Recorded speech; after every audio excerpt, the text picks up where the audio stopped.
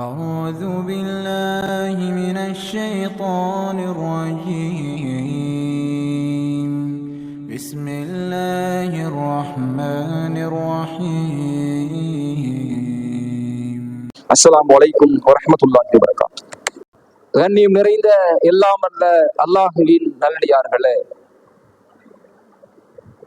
உலக மாந்தர்களுக்கு அறிவுரையாக, நேர்வழியாக, சத்தியமாக வாழ்வில் கடைபிடிக்க வேண்டிய வாழ்வியல் நெறியாக இறைவன் புறத்திலிருந்து இறக்கி அருளப்பட்டிருக்கிற இறைவேதமாம் திருமறை குர்ஆன் உலக மக்கள் அனைவருக்கும் பல உபதேசங்களை எடுத்துரைக்கிற அந்த திருக்குர்ஆன் பேசுகிறது, ஃபதக்கிர், நீங்கள் மக்களுக்கு எடுத்துச் சொல்லுங்கள். ஃபதக்கிர், அதை திரும்ப திரும்ப சொல்லிக்கொண்டே இருங்கள். ஃபஇன்ன திக்ரா தன்ஃபஉல் முஃமினீன், அந்த அறிவுரை, அந்த போதனை, மீண்டும் மீண்டும் சொல்லப்படுதல் என்கின்ற அந்த அறிவுரை என்பது தன்ஃபஉல் முஃமினீன், இறை நம்பிக்கையாளர்களுக்கு பயன் தரும் என்று அல்லாஹ் பேசுகின்றார். சொல்லப்படுகிற அறிவுரைகள், சொல்லப்படுகிற போதனைகள், பேசப்படுகிற பிரச்சாரங்கள் இறை நம்பிக்கையாளர்களுக்கு சலிப்பூட்டாது, வெறுப்பை ஏற்படுத்தாது, எரிச்சலை ஏற்படுத்தாது, விரண்டோட செய்யாது. ஆமா, என்னத்தை தெரிஞ்சதைத்தான் சொல்றாங்க, ஆமா இதைத்தான் திரும்ப திரும்ப பேச போறாங்க, ஆமா இதுதான் நமக்கு தெரியாததா என்ற எண்ணத்தை, மமதையை, யோசனையை, சிந்தனையை ஒருபொழுதும் இறை நம்பிக்கையாளர்களுக்கு ஏற்படுத்தாது. திரும்ப திரும்ப சொல்லிக்கொண்டே இருங்கள். அந்த திரும்ப திரும்ப நினைவூட்டக்கூடிய அந்த நினைவூட்டுதல் இறை நம்பிக்கையாளர்களாக இருந்தால் இதில் நாம் பாடம் பெற்றோமா, படிப்பினை அடைந்தோமா, திருத்தம் செய்தோமா, வாழ்வில் மாற்றம் கண்டோமா என்பதுதான் இறை நம்பிக்கையாளர்களின் பார்வையாக இருக்குமே ஒழிய, சொல்லப்பட்டதை மீண்டும் மீண்டும் சொல்வதனால் அது எரிச்சலையோ, வெறுப்பையோ, விரண்டோடுவதையோ ஏற்படுத்தாது என்று இறைவன் பேசுகின்றான். இறை நம்பிக்கையாளர்களின் தன்மையாக இறைவன் பேசுகின்றான். இறை நம்பிக்கையாளர்கள் யார் தெரியுமா? அவர்களின் தன்மை என்ன தெரியுமா? அவர்கள் இறைவனை அஞ்சுவார்கள், தொழுகை நிலைநாட்டுவார்கள், ஜகாத்தை கொடுப்பார்கள், தன்னுடைய கற்பை பேணுவார்கள் என்று அல்லாஹ் போடுகிற அந்த பட்டியலில் சொல்லுகிற ஒரு பட்டியல், சொல்லப்படுகிற அறிவுரையை அவர்கள் செவிதாழ்த்தி கேட்பார்கள். அதை தம்முடைய வாழ்வில் ஒவ்வொரு அங்கங்களிலும் உரசி பார்ப்பார்கள். அதை உரசி பார்த்து தன்னிடத்தில் செய்ய வேண்டிய திருத்தங்களை செய்து கொள்வார்கள். அவர்கள் தான் இறை நம்பிக்கையாளர்கள் என்று அல்லாஹ் பேசுகிறான் என்றால், எத்தனை உரைகள், எத்தனை செய்திகளை நாம் கேட்டறிந்தோமோ அத்தனையும் வெறும் தகவல்களாக, செய்திகளாக மண்டையில் பொதிந்திருக்கிற வெறும் தகவல் பெட்டகமாக இருக்கிறதா? அல்லது நாம் கேட்டு அறிந்த கற்றுக்கொண்ட பாடங்களும் செய்திகளும் தகவல்களும் மார்க்க வழிகாட்டுதலும் நம்முடைய வாழ்வை வழிநடத்தக்கூடியதாக இருக்கிறதா? எப்படி இந்த அறிவுரைகளை நாம் கையாளுகிறோம், எப்படி இந்த மார்க்க செய்திகளை நாம் செவிதாழ்த்தி நம்முடைய வாழ்வில் செயல்படுத்துகிறோம் என்பதை சிந்தித்து பாருங்கள். ஏனென்றால் இது இறை நம்பிக்கையாளரின் அம்சம், இறை நம்பிக்கையாளர்களின் பண்பு. உரைகளை அதை கேட்டு தன்னை சீர்திருத்திக் கொள்வது என்று அல்லாஹ் பேசுகிறான் என்றால், நாம் இறை நம்பிக்கையாளர்களா? நாம் இறைவனின் பார்வையில் உண்மையான நம்பிக்கைக்குரியவர்களா? அப்படி நம்பிக்கைக்குரியவர்கள் என்பதற்கான அடையாளம், நாம் கேட்கிற அந்த அறிவுரைகள் நம்மில் மாற்றத்தை ஏற்படுத்த வேண்டும். மாற்றத்தை ஏற்படுத்தி இருந்தால் நாம் அந்த நிலையில் இருக்கிறோம். ஏற்படுத்தவில்லை என்றால் நாம் அந்த நிலையை விட்டும் தூரமாகி கொண்டிருக்கிறோம் என்பதுதான் பொருள். அப்ப சொல்லப்படுகிற அறிவுரைகள் அது எத்தனை தடவைகள் சொல்லப்பட்டாலும் சரி, குர்ஆன்ல அல்லாஹ் தொழுகையை பத்தி எத்தனை தடவை சொல்றான்? அகீமுஸ்ஸலா, அகீமுஸ்ஸலா, அகீமுஸ்ஸலா என்று பல்வேறு இடங்களில் அல்லாஹ் பேசுகிறான்.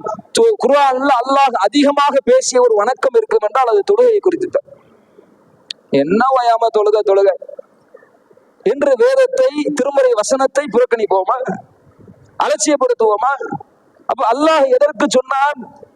எதற்கு இதை திரும்ப திரும்ப நினைவூட்டுகிறாங்க? ஒரு தடவை சொன்னா போதாதா? ஏன் மாசத்துக்கு ஒரு தடவை சொன்னா போதாதா? ஏன் வருஷத்துக்கு ஒரு தடவை சொன்னா போதாதா? திரும்ப திரும்ப உரைகளாக, உள்ளிருந்தாக, திருமுனை கூட்டமாக, சும்மா பிரசங்கமாக பேசியதையே பேசிக்கொண்டே இருக்கணுமா? பேசத்தான் செய்யணும்.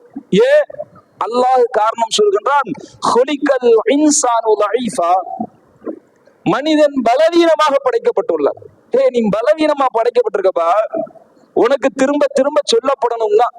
பலவீனம்னா எல்லாமே பலவீனம் தான். ஒரு மனிதன் இந்த உலகத்துல சாப்பிடாம இருக்க முடியுமா?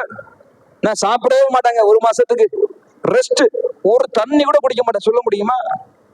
சாப்பிட்டே ஆக வேண்டும், தண்ணீர் குடித்தே ஆக வேண்டும், மனிதனுக்கு இருக்கிற பலவீனம். நான் தூங்கவே மாட்டேங்க ஒரு மாசத்துக்கு தூக்கம் இல்லாம இருக்க போற சொல்ல முடியுமா? மனிதன் ஒரு குறிப்பிட்ட நேர உழைப்பிற்கு பிறகு ஓய்வு எடுத்தே ஆக வேண்டும், மனிதனுக்கு இருக்கிற பலவீனம். அதே போன்று மனிதன் எத்தனை செய்திகளை, அறிவுரைகளை, தகவல்களை கேட்டறிந்தாலும் அதை மனிதன் மறப்பான். இது மனிதனுக்கு இருக்கிற பலவீனம். எல்லாத்தையும் எல்லா நேரத்திலும் எப்போதும் அனுதினமும் நம்முடைய உள்ளத்தில் நினைவு வைத்துக் கொண்டே இருக்க முடியாது. சிலவற்றை மறக்கக்கூடியவனாகத்தான் மனிதன் இருக்கிறான். அந்த மறதி மனிதனுக்கு ஒருபுறம் அருட்கொடையாக மார்க்கத்தில் சொல்லப்பட்டாலும் வேறொரு விதத்தில் அது மனிதனுக்கு இருக்கிற பலவீனம். அந்த பலவீனமான நிலையில் படைக்கப்பட்டிருக்கிற மனிதா, உனக்கு திரும்ப திரும்பத்தான் சொல்லப்பட வேண்டும் என்று அல்லாஹ் தன்னுடைய திருமறையில் அழகிய வழிமுறையில் நமக்கு உபதேசிப்பதை பார்க்கிறோம். அப்ப அந்த அறிவுரைகளையும் போதனைகளையும் அலட்சியமாக, வெறுப்பாக, விரண்டோடக்கூடிய அம்சமாக எடுத்துக்கொள்ளாமல் பாடமாக, படிப்பினையாக நாம் பெற்ற தகவல்களை நம்முடைய வாழ்வில் கடைபிடிக்கிற ஒரு வழிகாட்டியாக நாம் எடுக்கும் பொழுது அங்கே இறை அம்சத்தின் சுவையை நாம் அங்கே சுவைக்க முடியும். அந்த அடிப்படையில தடுமாற்றம் நம்மை தடம் மாற்றும் என்ற தலைப்பின் கீழே நாம் சொல்ல வரக்கூடிய தகவல் என்னவென்றால், இந்த உலகத்தை படைத்து அல்லாஹ் முதலாவதாக படைத்த முதல் மனிதராக இருக்கிற ஆதம் அலைஹிஸ்ஸலாம், அந்த ஆதம் அலைஹிஸ்ஸலாம் அவர்களை அல்லாஹ் ரப்பல் ஆலமீன் படைத்து சுவனத்தினுடைய அந்த தோட்டத்தின் இன்பத்தில் நீங்கள் விரும்பியதை உண்ணுங்கள், விரும்பியவாறு வாழுங்கள் என்று சொல்லும் பொழுது அங்கே அல்லாஹ் விதித்த ஒரே ஒரு கட்டளை என்ன? ஃபலா தக்ரபா ஹாதிஹி ஷஜரா, இந்த மரத்தின் பக்கம் நீங்கள் நெருங்கி விடாதீர்கள் என்பதுதான். மரத்தை நெருங்கினா என்ன? நம்ம ஆளுங்க கேட்கிறாங்கல்ல, கல்யாணத்துக்கு 100 பேர் 1000 பேர் கூப்பிட்டா என்ன? மரத்தை நெருங்கினா என்ன? சைத்தான் உள்ளத்துல ஏற்படுத்துறா, உள்ளத்துல போடுறான், மரத்தை நெருங்கு, இதை சாப்பிட்டீங்கன்னா நீ மலக்க ஆயிடுவ, இங்கே நிரந்தரமா தங்கிடுவ, ஆசையை போடுறா. ஆதம் அவங்க நினைச்சாங்க மரத்தை நெருங்கினா என்ன? அவங்க மறந்தாங்க. எதை மறந்தாங்க தெரியுமா? இது இறைவனின் கட்டளையாச்சே, இறைவனின் வார்த்தையாச்சே, இறை வார்த்தைக்கு கட்டுப்படணுமே என்கின்ற அந்த மறதியை அங்கே சைத்தான் ஏற்படுத்தினார். மரம் தானே, நெருங்கினா என்ன என்று அதை சர்வ சாதாரணமாக காட்டினார். இறை கட்டளையை புறக்கணித்த ஒரு காரணம், அவர்களுக்கு ஏற்படுத்தப்பட்ட அந்த தடுமாற்றம், அவர்கள் அல்லாஹ்வின் கோபத்திற்குள்ளாகி அந்த இன்பத்தின் சுவனத்தின் விட்டும் தூரமாக அவர்கள் உலகில் வீசப்பட்டார்கள் என்ற செய்தியை பார்க்கிறோம். தடுமாற்றம் மனிதரை எந்த நிலைக்கு தரை மட்டத்தில் கொண்டு வந்து சேர்க்கும் என்பதற்கு நபி ஆதம் அலைஹிஸ்ஸலாம் அவருடைய வாழ்வு ஒன்றே நமக்கு மிகப்பெரிய படிப்பினை. மனிதன் அப்படி தடுமாறும் நிலையில் தான் படைக்கப்பட்டிருக்கிறார். அல்லாஹ்வுடைய தூதர் அவங்களும் சொன்னார், இன்ன ஹாதல் கல்ப கரீஷத்தின் ஃபலாசின் மினல் அர்ல், இந்த உள்ளம் இருக்குதுல, இந்த உள்ளங்கிறது பாலைவனத்துல கிடக்கிற ஒரு இறகு மாதிரி. அப்படி காத்தடிச்சா எப்படி இறகு அங்கிட்டு பறக்குமோ, இங்கிட்டு காத்தடிச்சா எப்படி அந்த இறகு அங்கிட்டு பறக்குமோ, அது மாதிரி காற்றின் திசைக்கு ஏற்ப, சூழலின் திசைக்கு ஏற்ப மனிதன் உள்ளம் அலைமோதுகிறது, அங்கும் இங்கும் அலைப்பாகிறது என்று சொன்னார்கள். அந்த உள்ளம் சரியாகிவிட்டால் சலஹல் ஜஸது குல்லுஹு, அவருடைய வாழ்க்கை முழுவதும் சரியாகிவிடும். எல்லாத்துக்கும் உள்ளம் தான் காரணம். இதை செய்யலாமா வேணாமா, இது தப்பா இது சரியா, என் குடும்பமா என் மார்க்கமா, எல்லாத்திலையும் நம்மை குறுக்கீடு செய்து நம்முடைய வழியை தவறான வழியின் பக்கம் கொண்டு சேர்ப்பது என்ன? எண்ணம் தானே, நம்ம நினைக்கிற யோசனை தானே, சிந்தனை தானே. சிந்தனை தானே செயல் வடிவம். அதைத்தான் அல்லாஹ்வுடைய தூதர் சொன்னாங்க, இன்னமல் அமாலு பின்னியா, உங்களுடைய செயல்கள் எல்லாம் எண்ணத்தை பொறுத்து. நினைச்சு அதை உருவோட்டு மனசுல திரும்ப திரும்ப யோசிச்சு பார்த்துதான் மனுஷன் ஒரு முடிவுக்கு வர்றான், செய்யறான். அப்ப அந்த உள்ளம் தான் மனிதனுக்கு பல தடுமாற்றத்தை குறிக்கிறது. அது சரியாகிவிட்டால் சலஹல் ஜஸது குல்லுஹு, அவருடைய ஒட்டுமொத்த வாழ்வும் சீராகி விடுகிறது. அது சீர்கட்டால் ஃபஸதல் ஜஸது குல்லுஹு, அவருடைய ஒட்டுமொத்த வாழ்வும் சீர்கட்டி விடுகிறது என்று அல்லாஹ்வுடைய தூதரவர்கள் நமக்கு அழகான முறையில் உபதேசித்திருப்பதை பார்க்கிறோம். இயற்கையாகவே மனிதனுடைய உள்ளம் பல தடுமாற்றத்திற்குரியதாகத்தான் இருக்கிறது, அதுல எந்த மாற்று கருத்தும் இல்லை. அப்படியாக தடுமாற்றத்திற்கு மனிதனுக்கு அவன் பல வழிகளில் பல முறைகளில் தம்முடைய வாழ்வை அமைத்துக் கொள்ளக் கூடாது என்பதற்குத்தான் அல்லாஹ் மனிதர்களில் இருந்தே சில நல்ல மனிதர்களை தேர்ந்தெடுத்து அவர்களை தூதர்களாக நியமித்து வஹி என்ற செய்தியை அவர்களுக்கு அறிவித்துக் கொடுத்து மக்களை நேர்வழிப்படுத்துகிற அந்த சீர்திருத்த பணியை அல்லாஹ் மேற்கொள்ள செய்தார். ஏன் அவன் இஷ்டத்துக்கு போனா அவன் இஷ்டத்துக்கு தறிகட்டு போவான். நீ மனுஷனை படிச்சு விருப்பப்படி வாழ்றான்னா ஒருத்தன் அவன் விருப்பப்படி வாழ ஆரம்பித்தால் உலகமா இருக்காது, மனுஷனா இருக்க மாட்டான். இங்கே ஒரு நெறி வேண்டும், அந்த நெறியை சரியாக போதிக்கிற வழி வேண்டும், அந்த வழியை வழிநடத்துகிற ஒரு மனிதர் வேண்டும், அந்த வழியின்படி ஒரு கொள்கை தீர்மானிக்கப்பட வேண்டும், அந்த கொள்கையின் அடிப்படையில் தான் மக்கள் ஒன்றிணைய வேண்டும் என்பதற்குத்தான் அல்லாஹ் தூதர்களை அனுப்புகிறான். அனுப்பும் போது கூட தூதர்கிட்ட அல்லாஹ் பொறுப்பை கொடுக்கல. உங்களை தேர்ந்தெடுத்துட்ட பார்த்து பண்ணி விடுங்க, என்னென்னமோ சொல்லணுமோ நல்லதா பார்த்து சொல்லுங்க நல்லா சொன்னானா? அல்லாஹ் முதல் மனிதர் நபி ஆதம் அலைஹிஸ்ஸலாம் அவர்களுக்கு இட்ட கட்டளை, உலகில் தோன்றி மறைந்த அத்தனை நபிமார்களுக்கும் அல்லாஹ் இட்ட கட்டளை, இம்மா யஅதியன்னக்கும் மின்னி ஹுதா, நேர்வழி என்பது சத்தியம் என்பது என்னிடம் இருந்துதான் உங்களுக்கு வரும். நீங்க நினைச்சதெல்லாம் செய்ய முடியாது. உங்களுக்கு விருப்பமா இருக்கு, உங்களுக்கு சரின்னு படுது, இது நியாயமா படுதுலாம் பேசவே கூடாது. இம்மா யஅதியன்னக்கும் மின்னி ஹுதா, என்னிடமிருந்து உங்களுக்கு நேர்வழி வரும். ஃபமன் தபிஅ ஹுதாய, எவன் அந்த நேர்வழியை பின்பற்றுவானோ அவன் தான் நேர்வழி பெற்றவன், அவனுக்கு எந்த அச்சமும் இல்லை, எந்த கவலையும் இல்லை என்று அல்லாஹ் பேசுகிறான். நேர்வழி என்று வந்துவிட்டால், சத்தியம் என்று வந்துவிட்டால், அவர் சொல்வது இவர் சொல்வது அது இது என்று எதுவும் இங்கே அடிப்படை அல்ல. வஹி என்ற இந்த திருமறைத்தான் அடிப்படை, வஹி என்ற நபிகளாரின் போதனைத்தான் அடிப்படை. குர்ஆன் ஹதீஸ் என்ற அடிப்படையை தாண்டி உலகத்தில் எந்த நேர்வழியும் கிடையாது. திருக்குர்ஆன் அதைத்தான் பேசுகிறது. அத்தியுல்லாஹ் அத்தியுர் ரசூல், அவ்வளவுதான். இத்தபியுர் ரசூல், இந்த தூதரை நீங்கள் பின்பற்றுங்கள் என்பது மட்டும்தான். திருமறை குர்ஆனின் அநேக இடங்களில் மனிதர்களுக்கு போதிக்கப்படக்கூடிய உபதேசம் அல்லாஹ்வுக்கு கட்டுப்படு, அல்லாஹ்வுடைய தூதருக்கு கட்டுப்படு, வஹியை மட்டுமே நீ பின்பற்று என்பதுதான். அந்த நபிமார்களுக்கு எத்தனையோ தோழர்கள் இருந்தார்கள். ஒவ்வொரு காலகட்டத்திலையும் வாழ்ந்த நபிமார்கள், அத்தனை நபிமார்களுக்கும் தோழர்கள் இருந்தார்கள், சீடர்கள் இருந்தார்கள், இல்லாமலாம் இல்லை. அவங்க வழியை கடைபிடித்து வந்த பெரியோர்கள் இருந்தார்கள். அவர்கள் சொன்ன போதனைகளை பிரச்சாரம் செய்கிற பேச்சாளர்கள் இருந்தார்கள், இருக்கத்தான் செஞ்சாங்க, தலைவர்கள் இருக்கத்தான் செஞ்சாங்க. எங்கேயுமே அந்த நபிமார்களின் தோழர்களை பின்பற்றுங்கள் என்று அல்லாஹ் வேதத்தில் நபிமார்களுக்கு கட்டளையிடவில்லை. அந்த நபிமார்களின் கொள்கையை பேசிய தலைவர்களை பின்பற்றுங்கள் என்று அல்லாஹ் எங்கும் கட்டளையிடவில்லை. அந்த தலைவர்கள் வழிவந்த வழியில் நீங்கள் வாருங்கள் என்று அல்லாஹ் எங்கும் கட்டளையிடவே இல்லை. ஒவ்வொரு தலைமுறையாக நபிமார்கள் மாற்றப்படுவதற்கு காரணம் எதுவாக இருந்தது? தலைவர்களை பின்பற்றி போனாதான் காரணமாக இருந்துச்சு. ஒரு சமுதாயத்திற்கு பிறகு ஒரே சமுதாயத்திற்கு அல்லாஹ் வெவ்வேறு தூதர்களை கொண்டு வருவதற்கு காரணம் எதுவாக இருந்தது?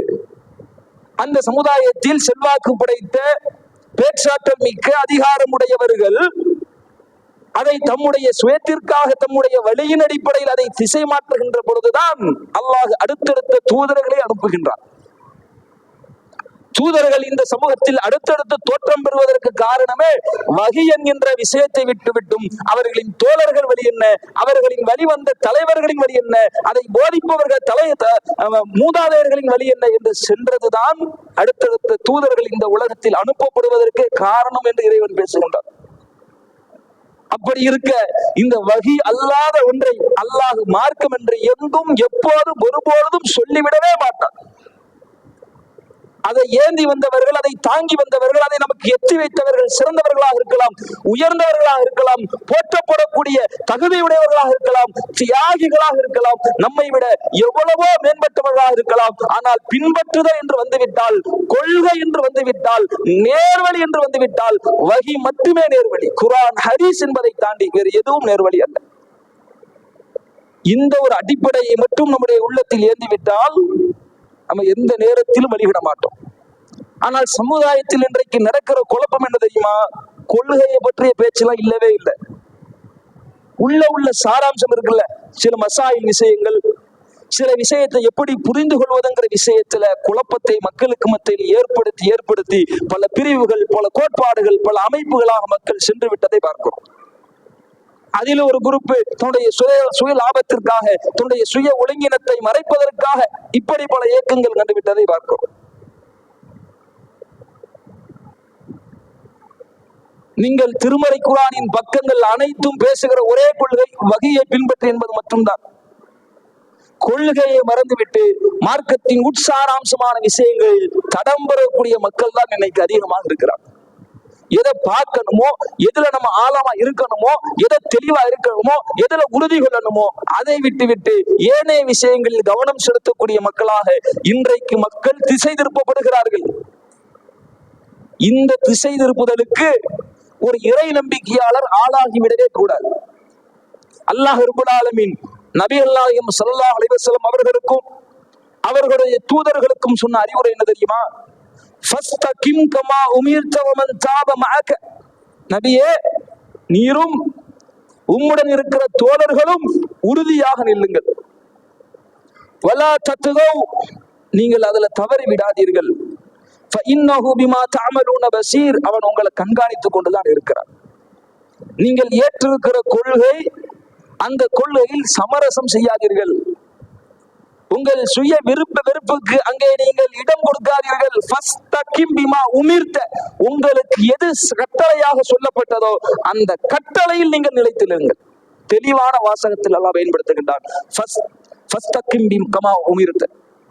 உனக்கு நான் என்ன சொன்னேன், உனக்கு என்ன கட்டளையிடப்பட்டுச்சு, எது வகையா வந்துச்சு, அதை செஞ்சுட்டு போயா. தூதரா இருந்தால் நீ அதைத்தான் செய்யணும். கமா உமிர்த்த, உனக்கு என்ன சொல்லப்பட்டதோ அதில் நீ உறுதியாக நில், உம்முடைய தோழர்களிலும் அதில் நீ உறுதிப்படுத்து என்று அல்லாஹ் கட்டளையிடுவதை பார்க்கிறோம். சொல்லிட்டு அல்லாஹ் பேசா, ஃபலம்மா ஜாக, இதுல தடுமாறினால், எதுல நான் எதை உங்களுக்கு கட்டளையா சொன்னேனோ, மார்க்க வழிமுறையாக சொன்னேனோ, இந்த வழியில் தான் நீங்கள் நடக்க வேண்டும் என்று ஒரு வழியை காட்டி தந்தேனோ, அதை விட்டும் ஃபலம்மா ஜாகு, அவர்கள் தடுமாறினால், இல்ல எனக்கு இது இப்படி அது என்று தடுமாறுறீங்களா, சுய வெறுப்புக்கு இடம் கொடுக்கிறீங்களா? ஃபலம்மா ஜாகு, அவர்கள் தடுமாறினால், அஸாகல்லாஹு குலூபஹும், அல்லாஹ் அவர்களின் உள்ளத்தை தடம் பொருள செய்து விடுவார். எவன் சத்தியம் இதுதான் என்று தெரிந்ததற்கு பிறகு, இதுதான் நேர்வழி என்று தெரிந்ததற்கு பிறகு, மார்க்கத்தின் வழிமுறை இதுதான் என்று அழகாக நமக்கு சொல்லப்பட்டதற்கு பிறகு ஜாகு, அதில் தடம் பெறுவானோ, அஸாகல்லாஹு குலூபஹும், அவருடைய உள்ளத்தை அல்லாஹ் தடம் பெறல செய்வான். வல்லாஹு லா யஹ்தில் கௌமல் ஃபாசிகின், இவன் பாவியாகி விட்டான், இந்த பாவியான கூட்டத்திற்கு அல்லாஹ் நேர்வழி காட்ட மாட்டான். அவன் நினைப்பான் நம்ம நேர்வழியில் இருக்கிறோம், அல்லாஹ் அல்லாஹ் தானே சொல்லிட்டு இருக்கிறோம், அல்லாஹ் தானே வணங்கிக்கிட்டு இருக்கிறோம், நோம்புல வைக்கிறோமே, தர்மம்லாம் செய்யறோமே, அது அல்லாஹ் சொல்லல. ஃபஸ்தகிம் கமா உமிர்த, உனக்கு கட்டளையிடப்பட்டதுல உறுதியாயிரி. ஃபலம்மா ஜாகு, அதுல நீ தடமாறினால், உன்னை அல்லாஹ் அதில் நீ தடுமாறினால் அல்லாஹ் உன்னை தடம்புற செய்து விடுவார். உள்ள நிலையா இருக்காதுப்பா. ஒண்ணுல இன்னைக்கு சருகுவ, சின்னதுனால நீ நினைப்ப இது என்னங்க அற்ப சொற்ப விஷயம், இதனால என்னங்க நான் கொள்கை மாறிட போது நீ நினைப்ப. இங்கதான் அல்லாஹ் வச்சு உன்னைய உள்ளத்தை தடம் பொருள செய்வான் என்று அல்லாஹ் தன்னுடைய திருமறையில் பேசுவதை பார்க்கும். ஷைத்தான் அப்படித்தானே பண்ணான்.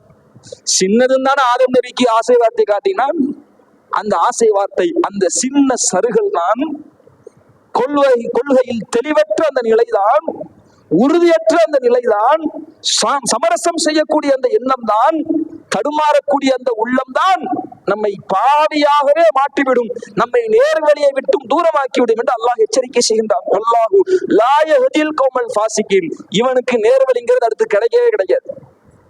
அல்லாஹ் கொடுக்கின்ற எச்சரிக்கை மிக பயங்கரமான எச்சரிக்கையாக நமக்கு சொல்லப்பட்டிருப்பதை பார்க்கும். தடுமாற்றம்னா முதல்ல யாருக்கு? அல்லாவே இல்லைங்கிறவனுக்கு தடுமாற்றத்தை பத்தி பேசணுமா? இறைவனுக்கு இணை கற்பிக்கக்கூடிய இணை வைப்பாளனுக்கு தடுமாற்றத்தை பத்தி பேசணுமா? இஸ்லாம் சொல்றப்பெல்லாம் நடக்க மாட்டாங்க, நான் ஏவலில நடப்புங்கிறவனுக்கு தடுமாற்றத்தை பத்தி பேசணுமா? அவன் ஆல்ரெடி தடுமாறி தானே கிடக்குறான், ஆல்ரெடி தடமாறித்தானே போயிருக்கிறான். அவனுக்கு என்ன தடுமாற்றத்தை பத்தி பேச, தடமாறி போவன் பேச? இந்த தடுமாற்றம் என்பதும் அதனால் ஏற்படுகிற தடமாற்றம் என்பதும் நேர்வழி பெற்றவர்களுக்கு தான். அதுக்குத்தான் அல்லாஹ் பிரார்த்தனைகளை தன்னுடைய திருமறையில் சொல்லி காட்டுகின்றான். கேளுங்கப்பா இதங்கிறான். ரப்பனா லா துஸிக் குலூபனா பஅத இத் ஹதைதனா. இறைவா, எங்களுக்கு நேர்வழி காட்டிய பின் எங்களுடைய உள்ளத்தை தடம் பொருள செய்து விடாதே. தடுமாற்றம் என்பதும் தடம் பொருள செய்வது என்பதும் நேர்வழிக்கு பிறகுத்தானே. நேர்வழிக்கு பிறகுத்தான் அந்த சோதனையே. நேர்வழியை சத்தியத்தை கொடுத்ததற்கு பிறகுதான் அந்த டெஸ்ட். அசத்தியத்தில் இருக்கிறோம், ஆல்ரெடி அசத்தியத்தில் இருக்கிறோம், அங்கே டெஸ்ட் வேண்டி கிடக்கு. அல்லாஹ் இங்க இந்த சோதனையை வைப்பது நேர்வழி பெற்றவர்களுக்கு தான். அதனாலதான் இந்த பிரார்த்தனை அல்லாஹ் கேட்க சொல்கின்றான். ரப்பனா லா துஸிக் குலூபனா, எங்களுடைய உள்ளங்களை நீ தடம் பொருள செய்து விடாதே. பஅத இத் ஹதைதனா, நேர்வழி இதுதான் தெரிஞ்சதற்கு பிறகு எங்களை தடுமாற செய்திடா. அல்லாஹ்வுடைய தூதரவங்க அதிகம் தம்முடைய வாழ்நாளில் கேட்ட பிரார்த்தனைகளில் இரண்டாவது இடத்தில் இருக்கிற மிக முக்கியமான பிரார்த்தனை என்ன? யா முகல்லிபல் குலூப் சப்பித் கல்பி அலா தீன். உள்ளத்தை புரட்டுகின்ற இறைவா, என்னுடைய உள்ளத்தை உன்னுடைய மார்க்கத்தில் நிலைவரச் செய் என்பதுதான். நான் விரும்பி எங்கிட்ட தடுமாறிடக்கூடாது. என் ஊர் உலகத்துக்காக நான் தடுமாறிடக்கூடாது. என் சொந்த பந்தத்திற்காக தடுமாறிடக்கூடாது. செல்வ வளம் என்பதற்காக தடுமாறிடக்கூடாது. எந்த நிலையிலும் என்னுடைய வாழ்வில் தடுமாற்றம் வந்துவிடக்கூடாது. என்னுடைய உள்ளம் தடுமாறாமல் உன்னுடைய மார்க்க வழிமுறையின் அடிப்படையிலே நீ நிலைப்படுத்து, என்னை உறுதிப்படுத்து என்று அல்லாஹ்வுடைய தூதரவர்களே கேட்டார்கள் என்றால் நாம இம்மாத்திரம் நாம எந்த நிலையில இருக்கிறோம் சிந்தித்து பாருங்கள்.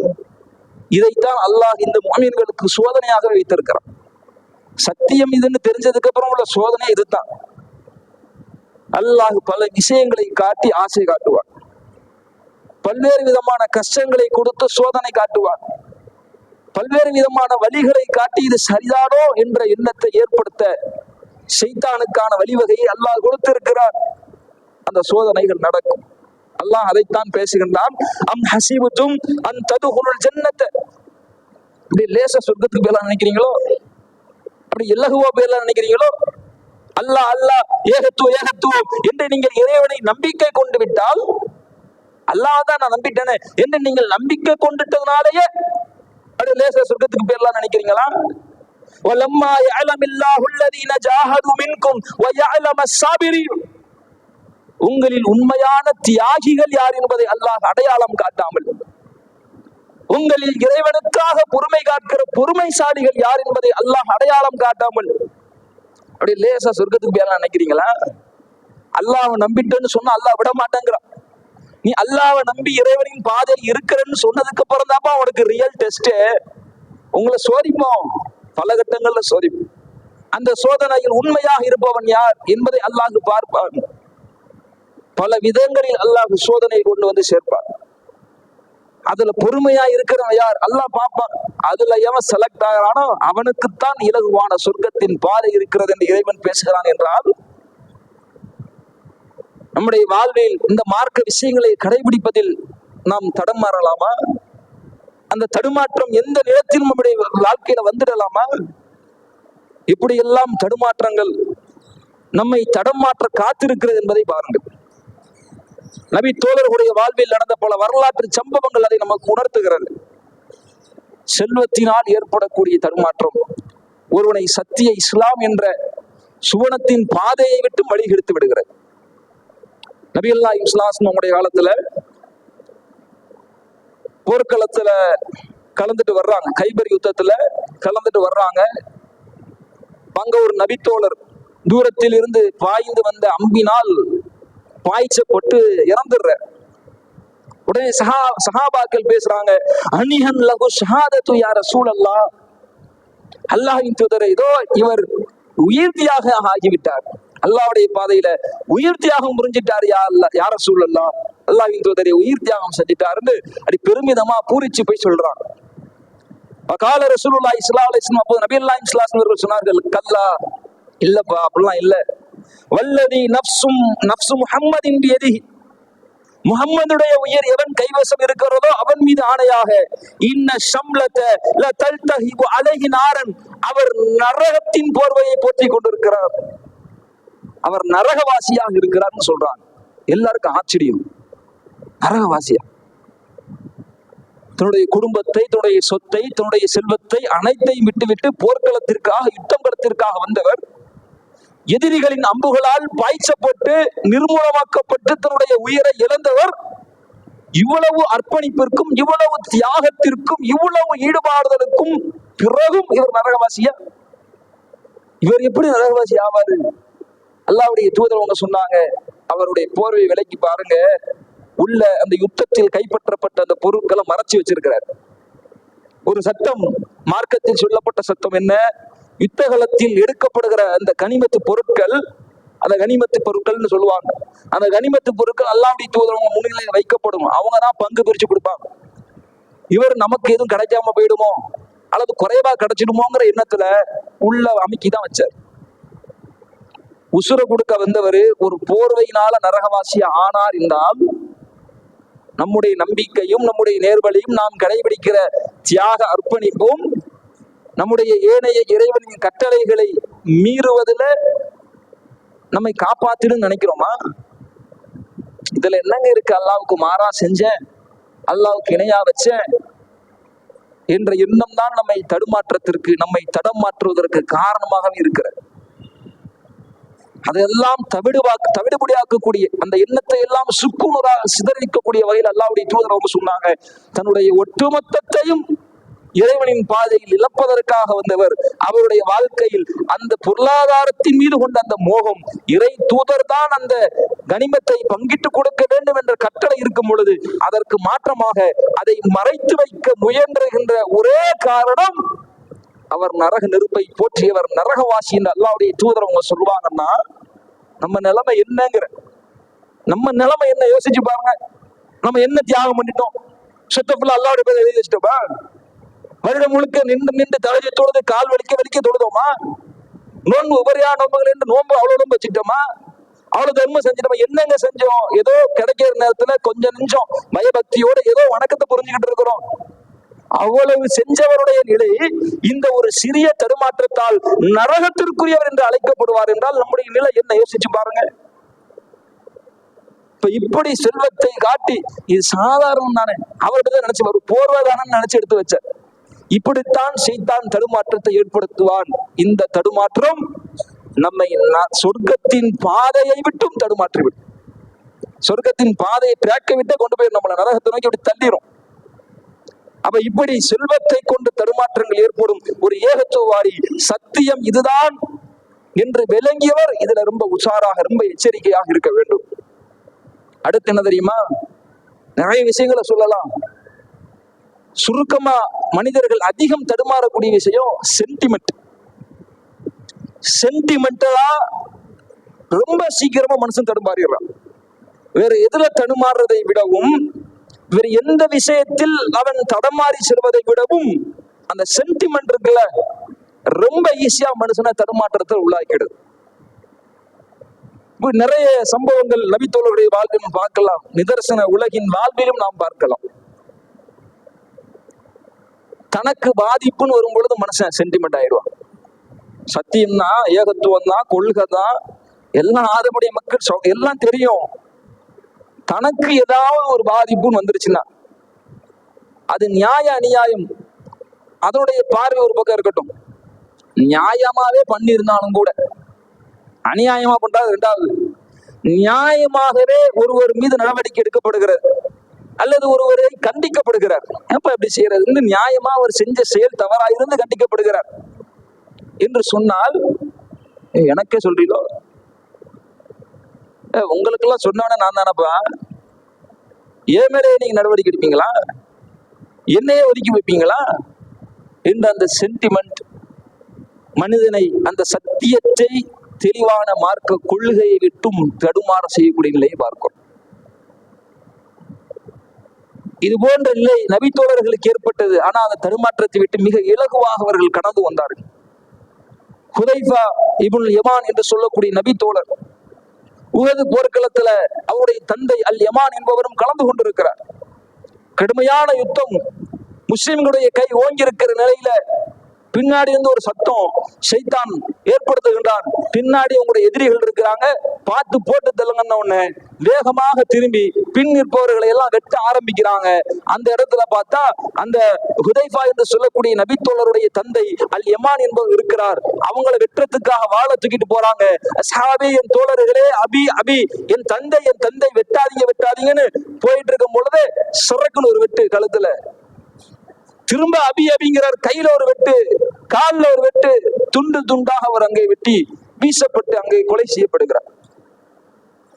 அநியாயக்கார நாய்களா, அழிச்சாட்டியம் பண்றவங்களா, என் தந்தன் கத்திக்கிட்டு இருக்க, நீங்களா வெட்டி வீசிட்டீங்களே, படுபாவிகளா, துரோகிகளா, உங்களுக்காக தான் உழைச்சேன், உங்களுக்காக தானே வந்தோம், எங்க குடும்பம்லாம் வந்து தியாகம் பண்ணுச்சுடா, எங்க அத்தாவே போட்டு தள்ளிட்டீங்களான்னு கோபப்படல, ஆத்திரப்படல, வெறுப்படையல, தடுமாற்றம் அடையல, பொறுமை காத்தார். அல்லாஹ் இறை நம்பிக்கையாளர்களை சோதனைக்கு உள்ளாக்கி பொறுமையாளர்களை சோதிப்பேன் என்றானே, அந்த சோதனையில் தேர்ச்சி பெற்றார். ஷைத்தான் உங்கள்ட்ட ஏதோ ஊசலாட்டத்தை ஏற்படுத்திட்டான், அதனால நீங்க தப்பு பண்ணிட்டீங்க, தெரியாம செஞ்சிட்டீங்க, கஃபரகுமுல்லாஹு, அல்லாஹ் உங்களை மன்னிக்கட்டும், நான் உங்களை மன்னிச்சிட்டேன்னு சொல்லி விளங்கினார். அவர் மரணிக்கும் வரை அந்த மன்னிப்பு ஒன்றே அவருக்கு பேரருளாக அவருடைய வாழ்வில் இருந்தது என்கின்ற செய்தியை நபிமொழிகள்ல பார்க்கிறோம். நம்ம இருந்தா என்ன நிலைமை? நம்ம தகப்பனுக்கு கொலையெல்லாம் பண்ணல, ஏதோ நிர்வாக ரீதியாக ஒரு நடவடிக்கை எடுத்தாலே என்னமோ குடும்பத்தை எடுத்து கொளுத்தி விட்டு எரிச்ச மாதிரியான கோபமும் சத்தியத்திற்கு எதிரான களம் காணக்கூடிய மனநிலையிலும் இன்றைக்கு மனிதர்கள் மாறி போறான். செஞ்சது தப்பாவே இருக்கட்டுமே, நியாய அடிப்படையில் நடவடிக்கை எடுக்கப்பட்டதா, நியாய அடிப்படையில் சொல்லப்பட்டதா என்ற பார்வை அது ஒரு பக்கம் இருக்கட்டும்.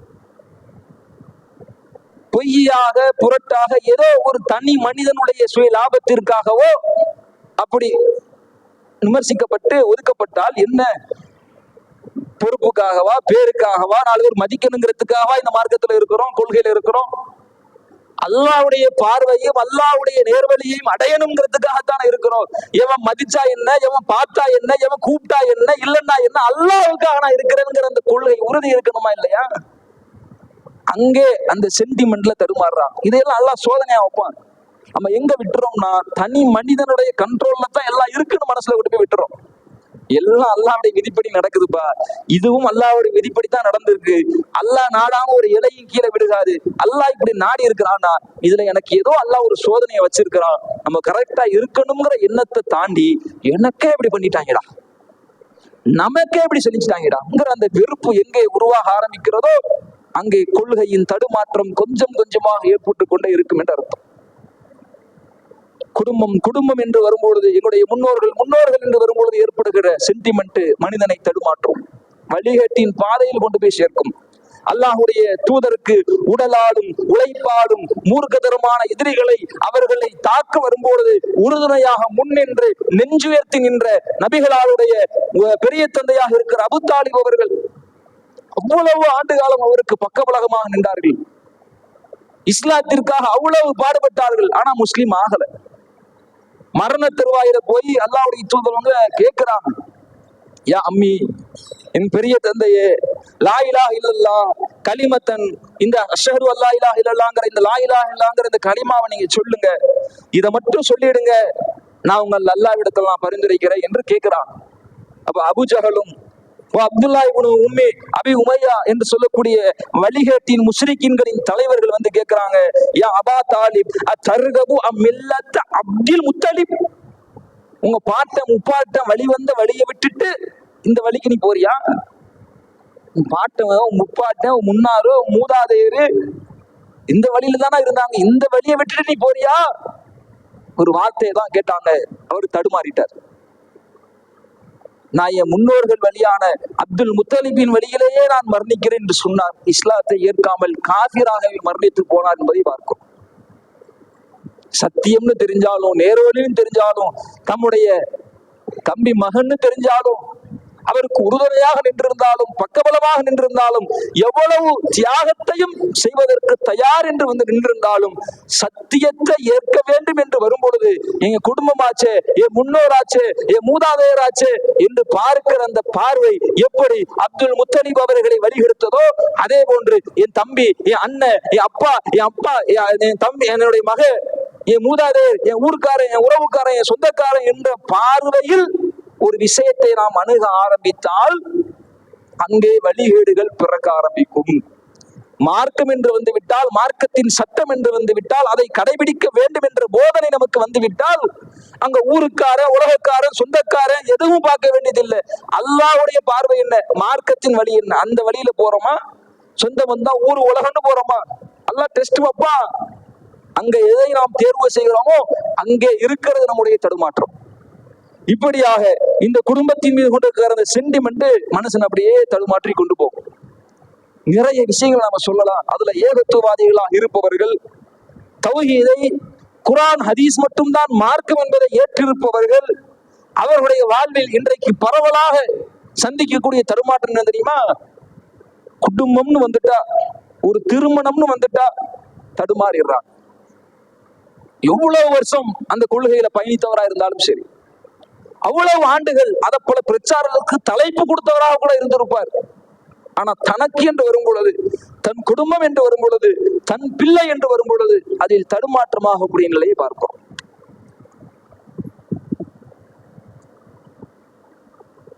நான் பிதஅத் செய்யல, வரதட்சணை வாங்கல, வீண் விரயம் செய்யல, ஆடம்பரம் இல்ல, நான் கூடுதலாக சில பொருளாதாரத்தை செலவழித்து விருந்தளித்தால் என்ன அப்படின்னு கேட்கிறாங்க. இப்படி ஒரு தடுமாற்றத்தை செய்தான் ஏற்படுத்துறான்.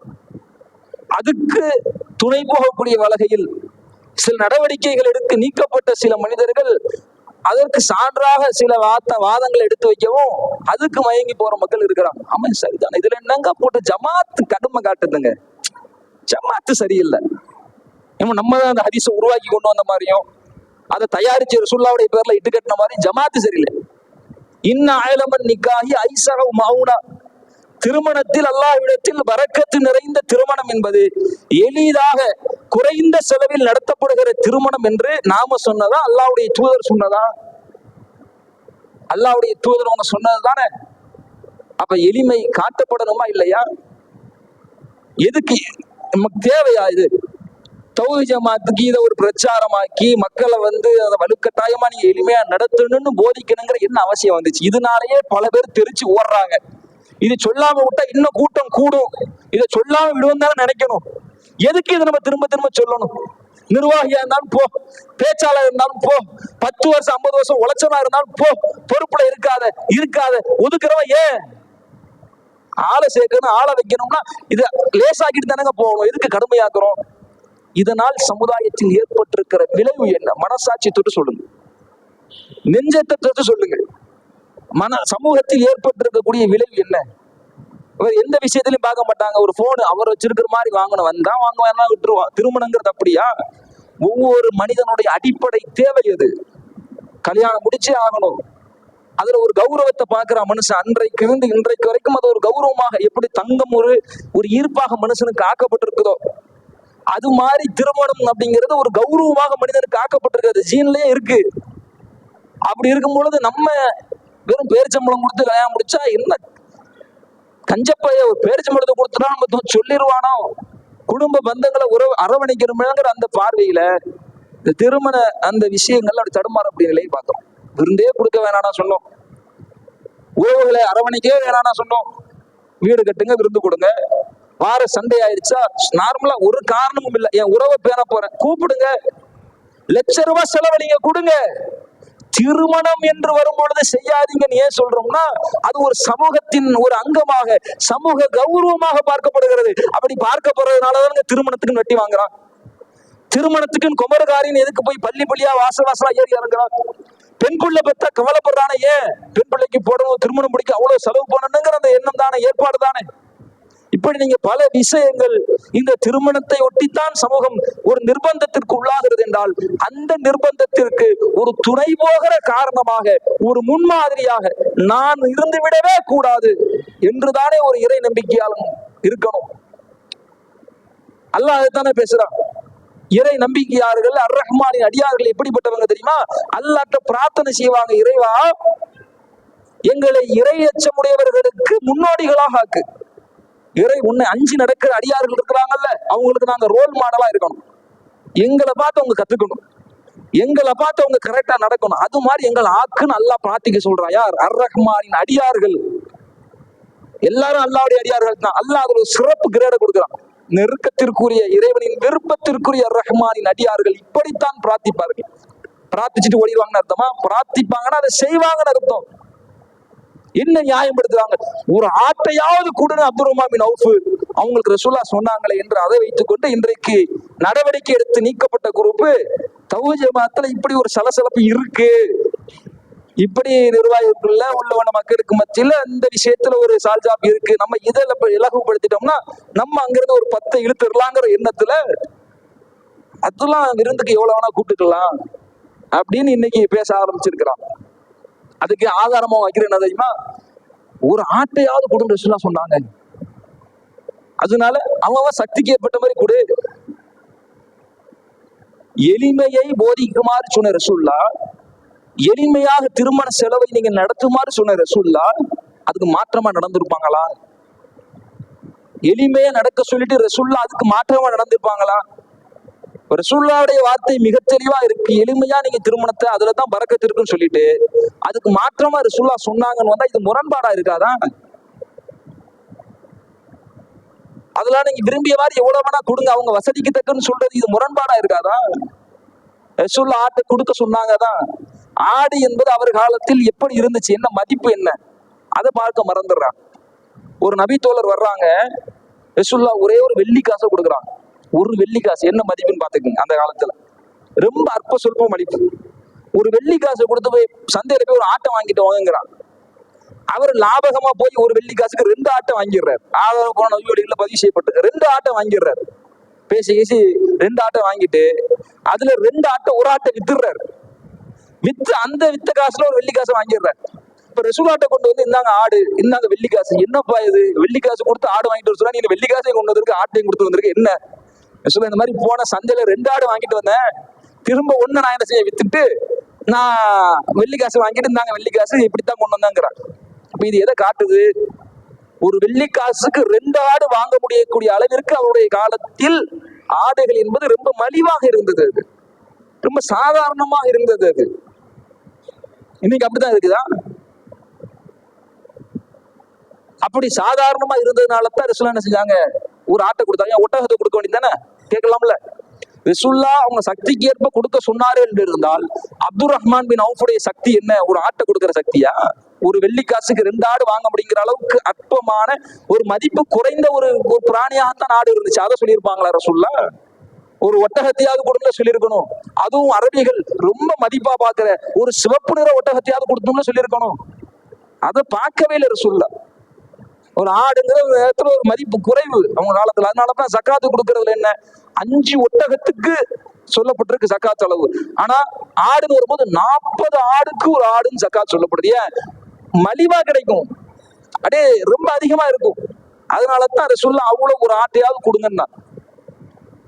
ரசூலுல்லாஹ் ஒரு திருமணத்துல தன்னுடைய மனைவி திருமணம் முடிக்கும் போது போற வர்றவங்க எல்லாம் கூட்டுவாங்கன்னு செஞ்சாங்க, உணவு கொடுத்தாங்க.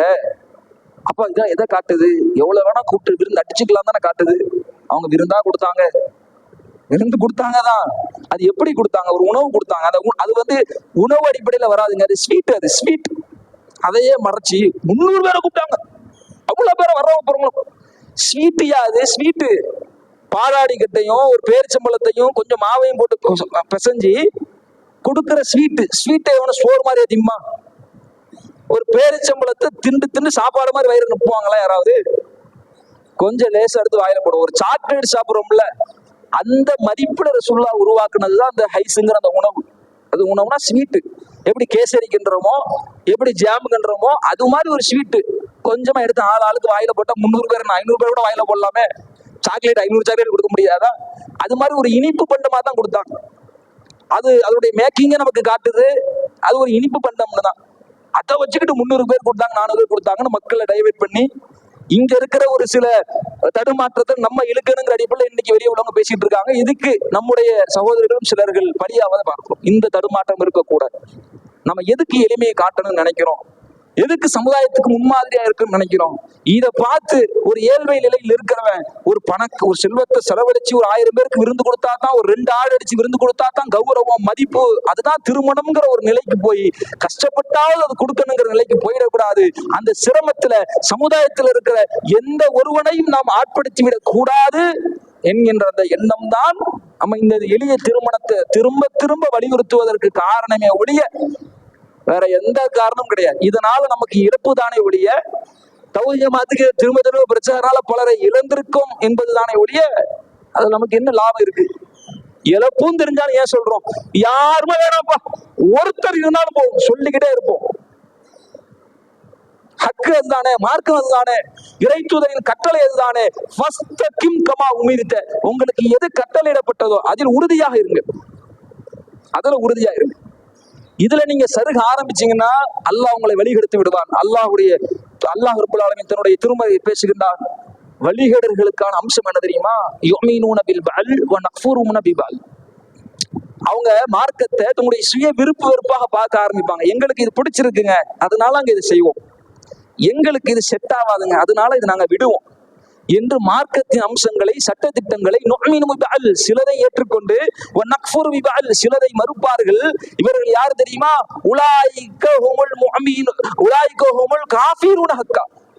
இவர்தான் திட்டவட்டமான மறுப்பாளன் என்று அல்லாஹ் பிரகடனப்படுத்துகிறார்.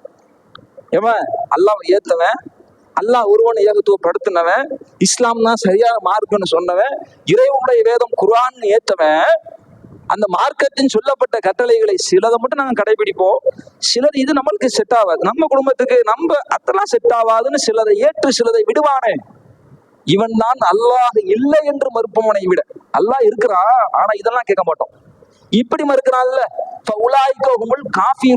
இவன் திட்டவட்டமான இறை மறுப்பால் என்று அல்லாஹ் பேசுகின்றான். இந்த இறை மறுப்பிற்குரிய அம்சத்திற்கு நாம் சென்றுவிடக் கூடாது.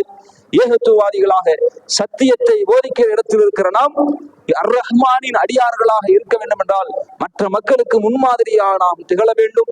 நாம இந்த விஷயத்தில் நாம் கடுமை காட்டுவது எல்லாம் இறை தூதரின் போதனை என்பதால் தான் சமுதாயத்திற்கு அதுதான் ஆரோக்கியமானது. சமுதாயத்தின் பாதிப்பு அடையாமல் சமுதாயத்தை சீரான வழியில் கொண்டு போவதற்கு இதுதான் ஏற்றமானது என்பதை உள்ளத்தில் ஏந்தி நாம் செய்கின்ற எந்த பிரச்சாரமும் தௌஹீத் ஜமாத்தை வளப்படுத்துவதற்கோ அதை உயர்த்தி பிடிப்பதற்கோ கிடையாது. இத்தனை பேர் போனாலும் நாம் சொல்வதை சொல்லிக் கொண்டுதான் இருப்போம். இது ஹக்கு என்பதற்காக. எனவே சத்தியத்தை சத்தியமாக உணர்ந்து, நேர்வழி என்பது குர்ஆன் ஹதீஸ் என்பதை உணர்ந்து, அதில் எந்த சமரசமும் இல்லாமல் எந்த தலைவன் சொன்னாலும் சொல்லவில்லை என்றாலும் நமக்கு அறிவு இருக்குல்ல, அந்த அறிவை கொண்டு சிந்தித்து எது ஹக்கோ எது உண்மையோ எது சத்தியமோ அந்த சத்தியத்தில் அந்த ஹக்கில் அந்த உண்மையில் நாம் தடுமாறாமல் நிலையாக உறுதியாக நின்று பயணிக்கிற மக்களாக அல்லாஹ் நம் அனைவரையும் ஆக்கி அருள் புரிய வேண்டும். யாமு கல்லிவல் குழு உள்ளங்களை புரட்டுகின்ற இறைவா, சப்பித் கல்வி அலாதீனிக், எங்களுடைய உள்ளங்களை உன்னுடைய மார்க்கத்தில் நிலைத்திருக்க செய்வாயாக. ரப்பனா லா துஸிக் குலூபனா பஅத இத் ஹதைதனா வ ஹப் லனா மின் லதுன்க ரஹ்மா. உள்ளங்களை புரட்டுகின்ற இறைவா, எங்களை நேர்வழி காட்டிய பின் எங்களை வழிதவர செய்து விடாதே என்கின்ற பிரார்த்தனையை அதிகம் அதிகம் கேட்போமாக. தடுமாற்ற திருக்குரிய உள்ளத்தை கெற்று இந்த கொள்கையை விட்டும் சத்தியத்தை விட்டும் தடமாறி விடாமல் உள்ளம் தடுமாறுகின்ற பொழுது இறைவனின் உதவியை பெற்று இந்த சரியான சத்திய கொள்கையில் பயணிக்கிற பாக்கியம் பெற்ற பாக்கியசாலிகளாக அல்லாஹ் நம் அனைவரையும் ஆக்கி அருள் புரிய வேண்டும் என்று நிறைவு செய்கிறேன். வாஹிரு தஅவானா அல்ஹம்துலில்லாஹி ரப்பில் ஆலமீன். அஸ்ஸலாமு அலைக்கும் வரஹ்மத்துல்லாஹி வபரகாத்துஹு.